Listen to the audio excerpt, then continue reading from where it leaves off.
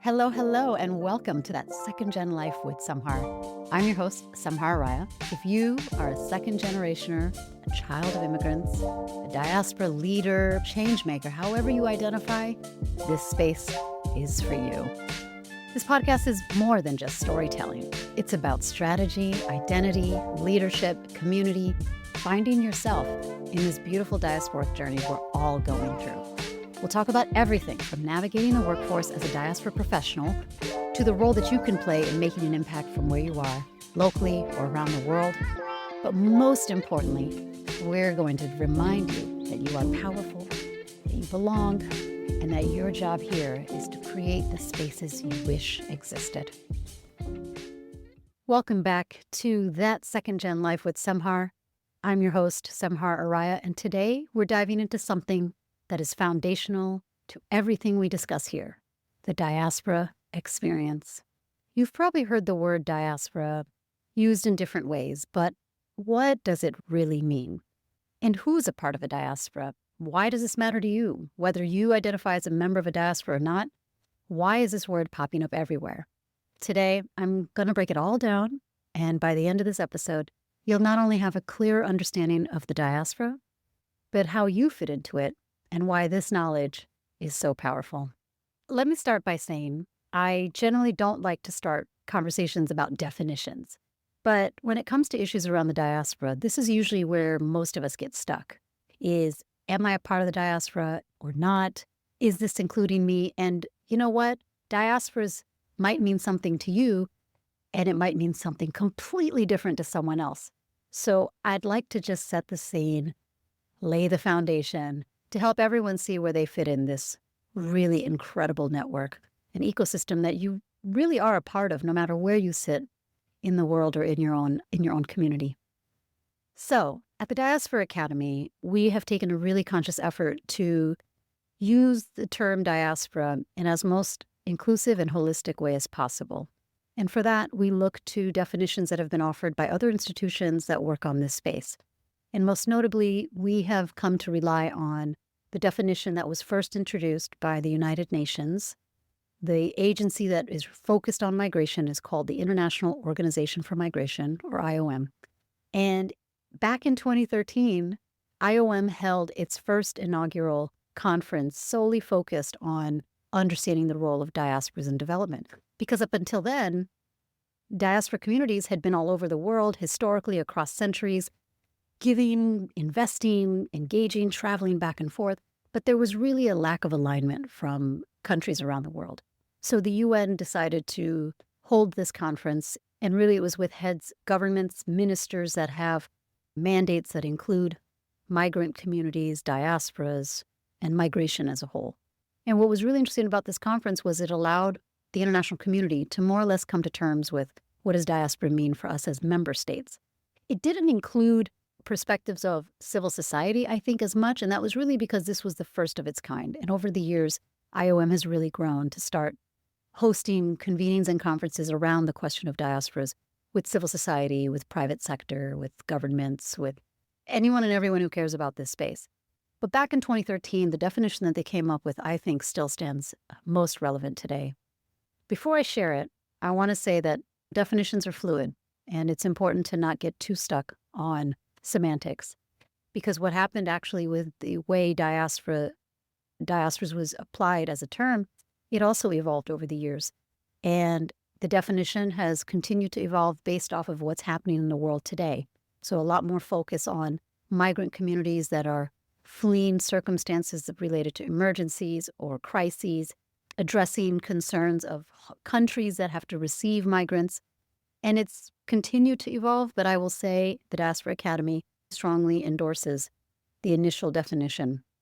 So I will share it with you, and if I can do this from memory, I'll be so pleased, which I think I can. So the definition of diasporas that we really apply at the Diaspora Academy is from that conference, and the definition of diasporas is immigrants and their descendants who live outside the country of their birth or ancestry, either on a temporary or permanent basis, yet still maintain material and effective ties to their country of origin. Okay, I know that's a mouthful, but let's just pause for a minute. We're talking about a group of people who live outside of their country of birth or ancestry, and they're living outside either temporarily or on a permanent basis.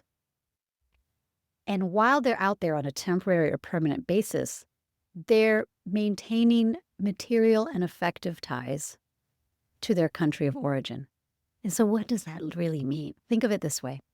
You might be an immigrant who left home to go to school in a different country, and you maintain ties to your homeland in the form of calls, visits, family, relatives coming to see you. You may be someone who's been gainfully employed in a different country and you've had to leave your country for work, but you maintain ties by assuming that you will return when your employment is up, by keeping your apartment or your home in your homeland, calling regularly to your people in your homeland, making trips. Or you could even be someone who was not born in your country of origin, but it is an ancestral homeland for you. And you may be someone who's a descendant of migrants, and every summer you go back to the homeland for a visit. There are countries that really invite their diasporas to get to know them because they know that not everyone abroad was born in the country, that they are actually descendants. And this, I think, hits everyone the most. If you look at your own life, you look at your family history, there is a point for many of us where we're able to identify an ancestor in their departure from the ancestral homeland. This is not true for all of us because undoubtedly a significant part of the world has also endured the most horrific levels of kidnapping, enslavement, being taken, uprooted forcibly from their homes and being cut off. And so part of the diaspora journey is that journey to maintain material and affective ties or establish material and affective ties. So the idea here is the Irish American community, generations in the United States, they keep their ties in the form of culture, in the form of exchange programs, in the form of traditions, religion, community centers. Who hasn't seen a pub before, right? Or who hasn't drank a Guinness? Food is most often one of the first symbols and means of which diasporas maintain ties is by keeping cultures and traditions alive. So I want you to think of your own journey and think about where your ancestral heritage and lineage became diasporic in some way. And maybe they haven't, maybe you don't know, but there is a way to find out. And I think for many of us, while the option may present itself, not everyone chooses to explore their diasporic selves. It's just important for everyone to recognize that the diaspora experience isn't limited to the immigrant or someone who is a child of immigrants, and that it can actually extend across multiple generations. What's important is that they're maintaining material and affective ties. I want you to think about material and affective ties. This is something I go into quite a lot in my courses, and I don't want to get into it too much right now, but think of all the ways that you either have maintained ties with your homeland, whether you were born there or not, or what you've done to develop ties. Maybe you've learned the traditional language as an adult. Maybe you've taken the first trip to the homeland after years of your family not being able to go back home. These are examples of maintaining material and affective ties. But also, it could be anything from sending money through remittances or calling your relatives and chatting with them on WhatsApp. It can be really anything, but how are you creating ties to your ancestral homeland? So I want you to think of this when you look at anybody really you're sitting with and look at their story and think of where did their journey have a diasporic existence? Is it with the person you're sitting with now? Is it with their ancestors? Is it with their children? It's important to remember that the diaspora experience is not limited to a particular community, a particular race, a particular part of the world, a particular continent. As a member of the African diaspora, I always get excited about this work as an African diaspora, but I know that there is a lot of similarity across diaspora experiences. Just like we always say diasporas are not a monolith, the diaspora experience is not the same for everyone. It is an individual, very private experience. And really, to be a member of a diaspora, it's really a process of self-identification.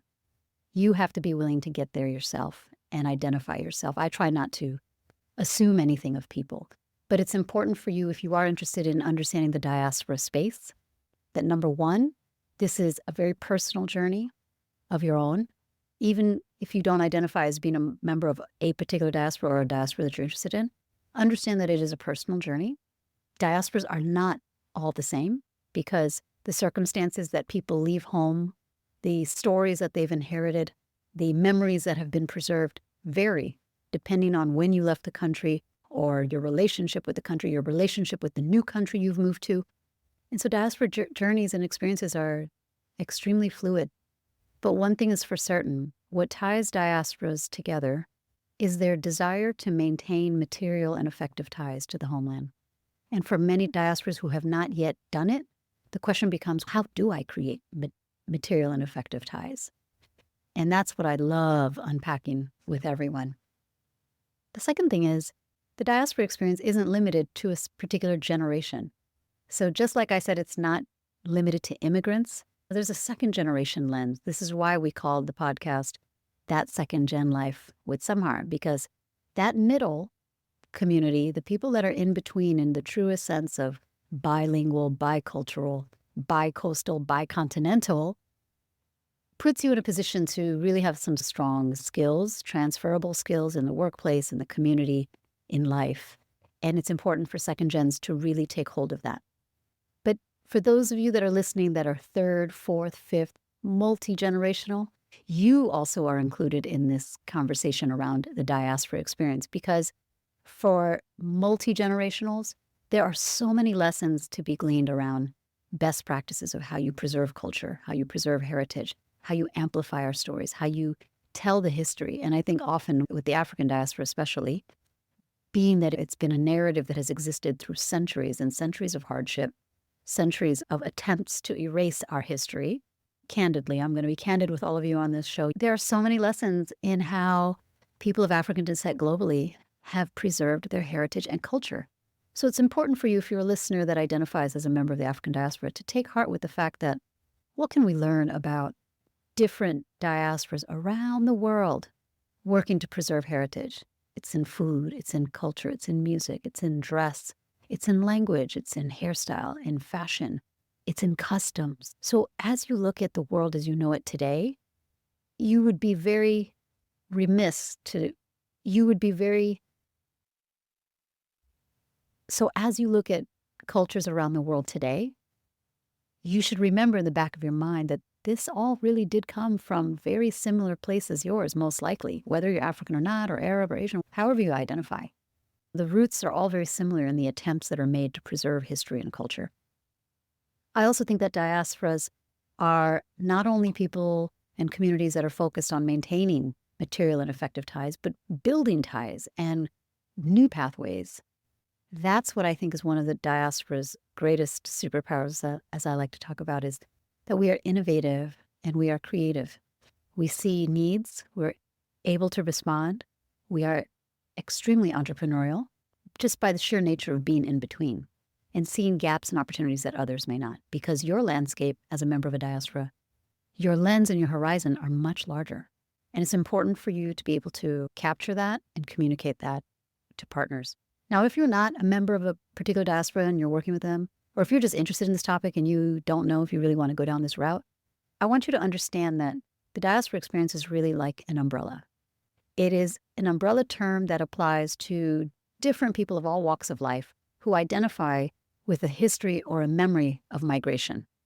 It might be a direct memory of having to flee under the most dire circumstances, or leaving because of wonderful opportunity, like family and love and jobs and opportunities and education. Those are the reasons people leave, right? People migrate in the best case for opportunities, because no one ever wants to leave home. But if you have to leave home, you want it to be for the right reasons.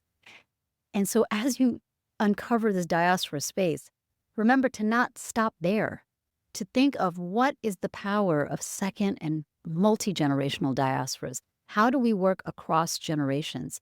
Because the most effective diaspora engagements and diaspora projects the diaspora campaigns, the diaspora organizations are when they are intergenerational and when across generations we're able to see each other.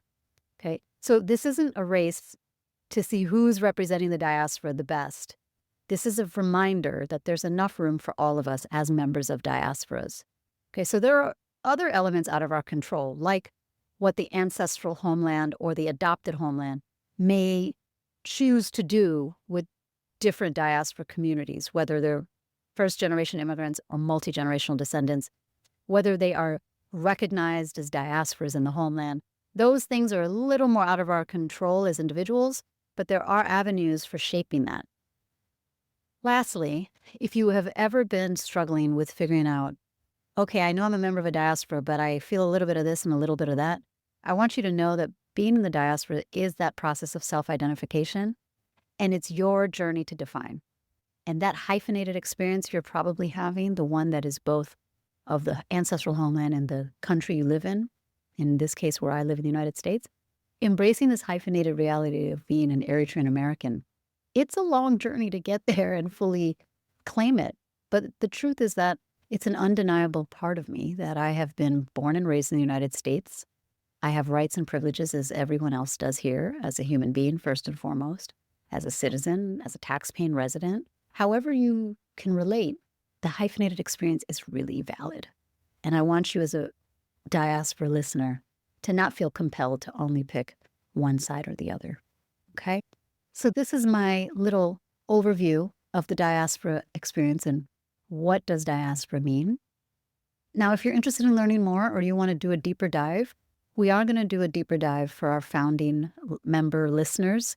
If you are subscribed to this podcast as a founding member, I'm doing workshops for you as well as AMAs, so you can just ask me anything about all these things, and you will see that course or that workshop offering shortly. I'm very excited.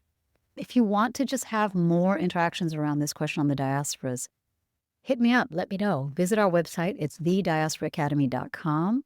We have a section on courses. You can find starter courses, and then you can find our Diaspora Leadership Program, which is a 3-week, 6-session course. It's 6 sessions done over 3 weeks. So in this case, we just wrapped up our 3rd cohort not too long ago, and it was 3 Tuesdays. We sat from 12 to 2 p.m. We covered 6 modules. So we'll probably take the same format when the course is offered again later this year. But you can sign up and get on the waiting list now. And also, if you want something more individual, we have that as well, okay? So the point is, you don't have to stop at just listening here. If you feel like you have a diaspora initiative or question or desire, we can support you. I can support you for sure. Lastly, let me know what your diaspora experience has been like. I want to hear from you. So if you've gotten to the point of unpacking your diaspora journey, tell me, how was that for you? And what did you do to come to where you are now?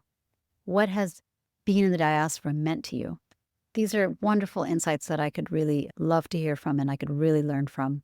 So check out our next episode. It'll be dropping soon. Make sure you subscribe because not all of these episodes are going to be free. We do have specific subjects that are going to be relevant for first, second, and multi-gen diaspora listeners and friends of diasporas. So don't forget to subscribe for more episodes. Also exclusive workshops and AMAs for the founding members, and sign up for our next Diaspora Leadership Program. I can't wait to hear from you. I hope you're all well. Stay safe. Keep your minds strong. Keep your hearts healthy and happy. And remember, you are much more powerful than you know. All right, everyone. See you soon. Bye-bye.